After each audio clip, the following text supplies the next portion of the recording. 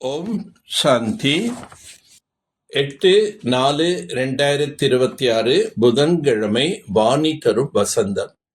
இனிமையான குழந்தைகளே, நீங்கள் தேக அபிமானத்தின் கதவுகளை மூடிவிட்டீர்கள் என்றால் மாயின் புயல் வருவதும் நின்றுவிடும்.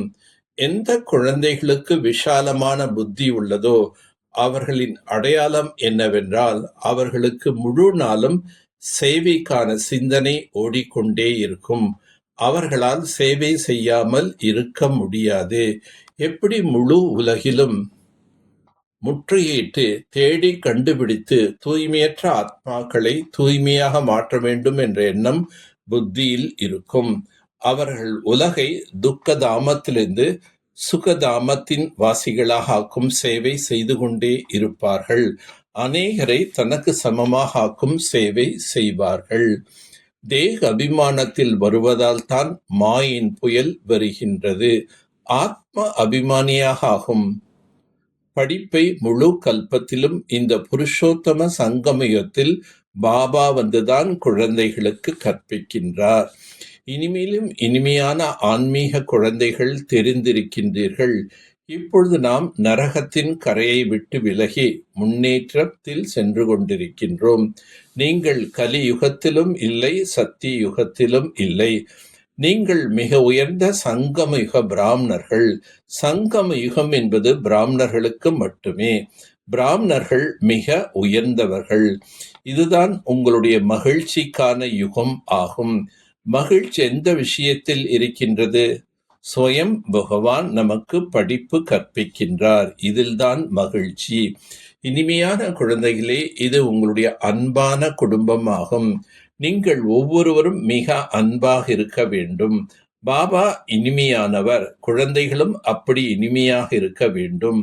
ஒருபோதும் யார் மீதும் கோபம் கொள்ளாதீர்கள். மனம், வார்த்தை, செயலில் யாருக்கும் துக்கம் கொடுக்க கூடாது. பாபா யாருக்கும் ஒருபோதும் துக்கம் கொடுப்பதில்லை. எவ்வளவு பாபாவை நினைவு செய்கின்றீர்களோ அந்த அளவு இனிமையானவர்கள் ஆகிவிடுவீர்கள். இந்த நினைவின் மூலமாகத்தான் உங்கள் படகு கரை சேரும். குழந்தைகளை சுகமானவர்களாக ஆக்குவதற்காகத்தான் பாபா வந்திருக்கின்றார்.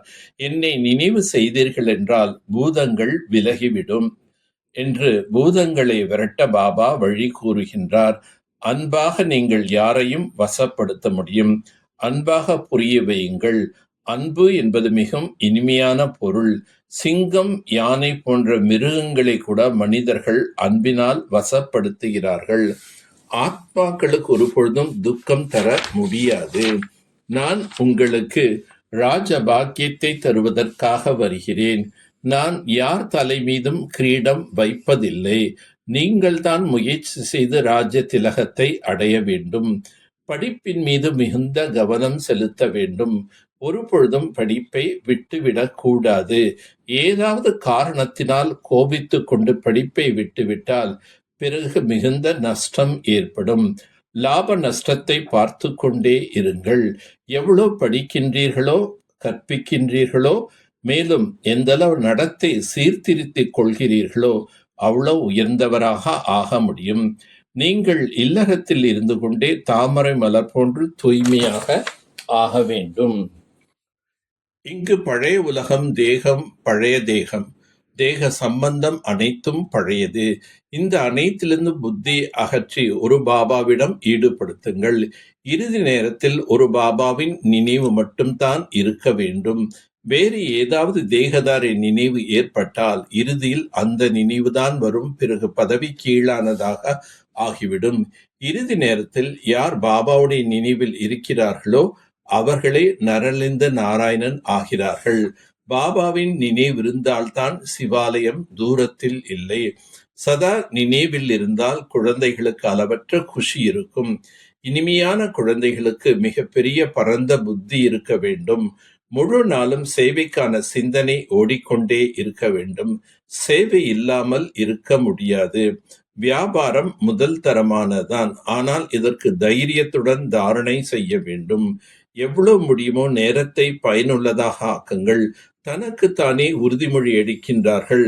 நான் ஒருபோதும் பாபாவை மறக்க மாட்டேன், ஸ்காலர்ஷிப் அடைந்தே தீருவேன் என்று உறுதியாக இருப்பார்கள்.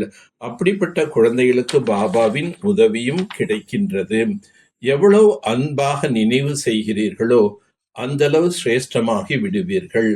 நான் என்னுடைய நேரத்தை வீணடிக்க மாட்டேன் என்று தனக்குத்தானே உறுதிமொழி எடுக்கவும், சங்கமிகத்தின் ஒவ்வொரு வினாடியும் வெற்றி உடையதாக ஆக்க வேண்டும். நாம் பாபாவை ஒருபோதும் மறக்க கூடாது. ஸ்காலர்ஷிப் அவசியம் பெற வேண்டும். இப்பொழுது என்னுடைய வானப்பிரஸ்த நிலை என்ற நினைவு சதா இருக்க வேண்டும். கால்கள் நரகத்தின் பக்கமும் முகம் சொர்க்கத்தின் பக்கமும் இருக்க வேண்டும். கண்ணாம்பூச்சி விளையாட்டு நினைவு செய்து மிக சந்தோஷமாக இருக்க வேண்டும். ஆத்ம அபிமானியாக ஆவதற்கான முயற்சி செய்யவும். தனது சிரேஷ்ட பதவியின் மகிழ்ச்சியின் மூலம் அநேக ஆத்மாக்களுக்கு நன்மை செய்யக்கூடிய அத்தாரிட்டி ஸ்வரூபம் ஆகுக. நாம் சர்வ சக்திவானின் அத்தாரிட்டி குழந்தைகள். இது சர்வ சிரேஷ்ட பதவி. இந்த பதவியின் மகிழ்ச்சியில் இருப்பீர்களானால் மாயாவின் அடிமைத்தனம் முடிந்து போகும்.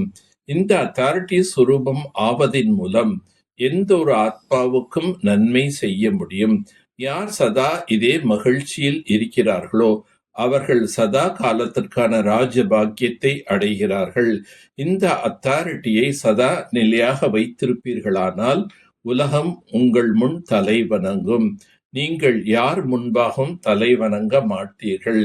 செய்விப்பவராகிய பாபாவின் ஸ்மிருதி மூலம் நான் என்பதை முடித்து விடுங்கள். இனிமை மூலம் பாபாவின் சமீப நிலையுடைய சாட்சாத்காரம் செய்ய வையுங்கள். உங்கள் சங்கல்பத்தில் கூட இனிமை, சொல்லில் இனிமை, கர்மத்தில் இனிமை இருக்க வேண்டும். இதுவே பாபாவுக்கு மிக அருகில் இருக்கும் நிலையாகும்.